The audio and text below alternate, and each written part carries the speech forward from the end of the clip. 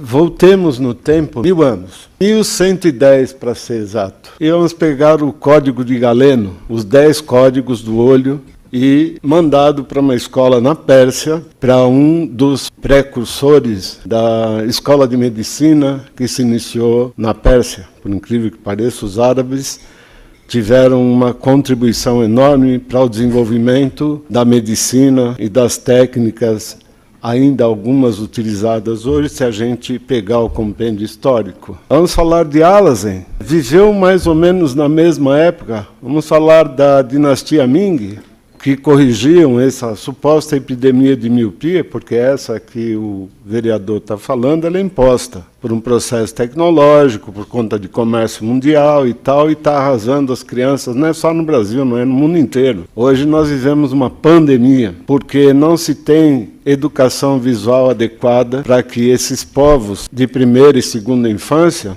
tenham melhorado a sua qualidade não só visual, mas cognitiva. Se a gente for falar em dados históricos, nós vamos ver que a história da optometria se confunde com a história do mundo, com a história da evolução do mundo. Vamos voltar lá em Gutenberg, né? A primeira escola, como disse a Dani, elaborada em Minnesota, tem quase 150 anos, mas a Europa já vivia um estágio avançado dessa ciência em 1718, se não me falha a memória, em Lindau, na Alemanha. Então, os dados históricos são interessantes. Enquanto que a medicina tomou um rumo curativo, as outras ciências da área de saúde não médica tomaram um rumo preventivo. Ninguém quer tirar o lugar de ninguém. Obviamente, em um país de classe mais ignorante do que instruída, obviamente que esse cartel dito pelo vereador vai tomar conta. Se não, vejamos, historicamente, o médico estuda 6 e mais 4, segundo eles, para fazer especialização em oftalmologia e vai para o consultório fazer refração de olho. Enquanto que nós, nas escolas, aprendemos anatomofisiopatologia com profundidade para despistar a patologia e mandar para quem estudou medicina oftalmológica cuidar da doença. Nada mais justo, é assim no mundo inteiro. E eu posso dizer de cadeira, eu viajei por 96 países e trabalhei em todos eles. Todos eles são assim.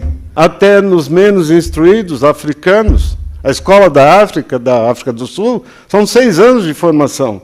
Na Nigéria também. Na China são 6 anos.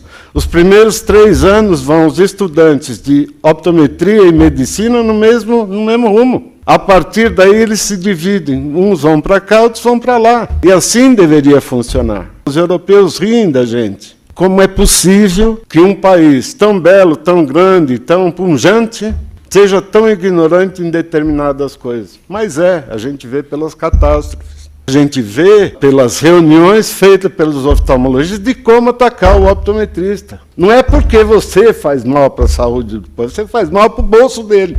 Mas se a gente vai aos trancos e barrancos, é bem verdade, numa luta há mais de 50 anos, tentando fazer ver essas pessoas que tiraram um pouco da viseira, entender que a optometria não tem nada a ver com medicina. Se a pretensão fosse ser médico, ir para a escola de medicina ou não? Obviamente que dentro desse nível de formação nós vamos encontrar os que são um pouco mais afoitos, mas você vai encontrar isso em todas as profissões. Antigamente se apegavam ao fato que a gente não sabia o que era uma catarata, que a gente não sabia o que era um glaucoma, que a gente não sabia o que era uma retinopatia hipertensiva, retinopatia diabética e os cambaus. O fundo de olho tem 2 fatores, ou ele é normal ou ele não é normal. Não é assim que é? Ou ele é normal, está em vias de se tornar normal. Quem faz isso? Bom, em todas as escolas do mundo pelas quais eu passei, quem faz é o optometrista. Depois vai junto com o médico verificar se a possibilidade diagnóstica que ele encontrou está correta. Quando se encontra precocidade nos atendimentos, quem ganha é o Estado, que não precisa carregar nas costas o indivíduo doente, um que não enxerga mais. Alguém tem que garantir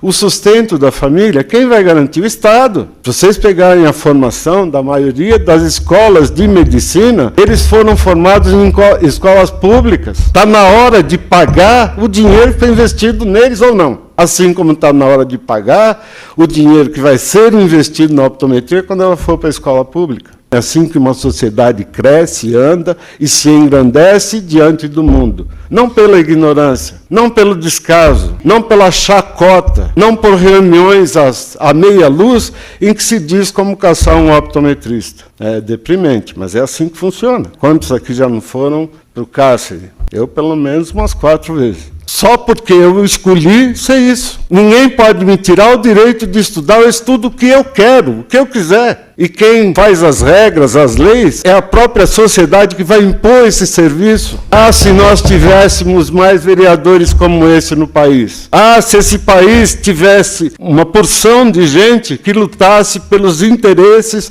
da sociedade que não tem onde recorrer. Em Goiás, tem filas de 11 anos. Se esse indivíduo, porventura, tiver a possibilidade de ter o início de um glaucoma, você acha que ele vai chegar lá enxergando? Se ele tiver uma retinopatia qualquer, sem saber porque não tem instrução, acha que ele vai chegar lá enxergando? Claro que não. O agente preventor tem que atuar. E assim, a lei que ele está propondo aqui deveria ser de consenso, coerente, não tem nem o que discutir, é isso mesmo.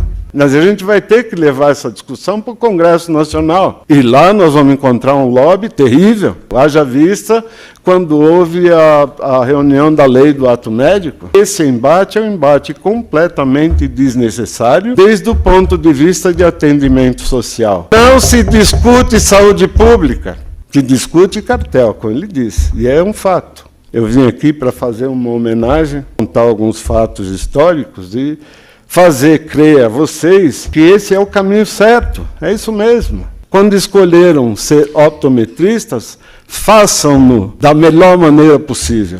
Eu queria, então, agradecer de público o vereador e fazer uma homenagem do Conselho Brasileiro, juntamente com o Conselho Regional do Estado de São Paulo, entregar a ele um diploma.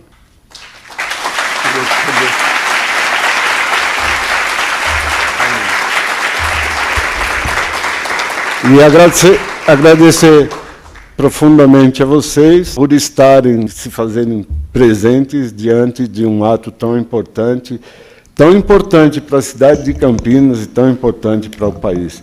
Muito obrigado.